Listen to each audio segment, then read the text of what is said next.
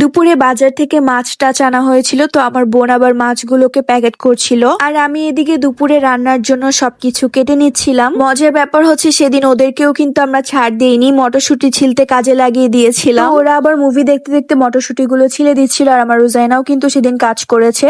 ওদের সাথে যেহেতু বসেছিল তাহলে তো কাজই করেছে, তাই না? এইদিকে আমরা দুই বোন দুপুরে রান্না বান্নার কাজ শুরু করে দিলাম। সবকিছু আগেই কাটাকাটি করে রেডি করে রেখেছিলাম, এখন জাস্ট রান্নাটা করব। অ্যাকচুয়ালি আমার বোন ফুলকপি আলু দিয়ে একটা ভাজি রান্না করছিল, আরেকদিকে আমি মাছ ভেজে নিচ্ছিলাম। দুই বেলার রান্নাটা কিন্তু একবারই করা হচ্ছে, যার কারণে মাছের পিসগুলো একটু বেশিই ছিল। চুলায় মাছ দিয়ে আমি আবার একটু রুমে এসে বসলাম, দেখছিলাম রুজাইনা কি করে। সে তো খুবই বিজি, আমার সাথে একটু কথা বলার মতো সময়ও তার কাছে নেই। দেন আমি এখানে মাছ রান্নার জন্য পেঁয়াজ বসিয়ে দিয়েছি আর আমার বোন হচ্ছে এদিকে ধনেপাতা কেটে নিচ্ছিল ভাজিতে দেওয়ার জন্য। ভাজিটা হয়ে গিয়েছিল তাই আমার বোন উপর থেকে ধনেপাতা কুচি দিয়ে নিচ্ছে, একটু নাড়াচাড়া করে এখন হচ্ছে ভাজিটা নামিয়ে নিচ্ছে। এইটা কি কে বলতে পারবেন? আজকে এটা দিয়ে আপনাদেরকে একটা রেসিপি করে দেখাবো।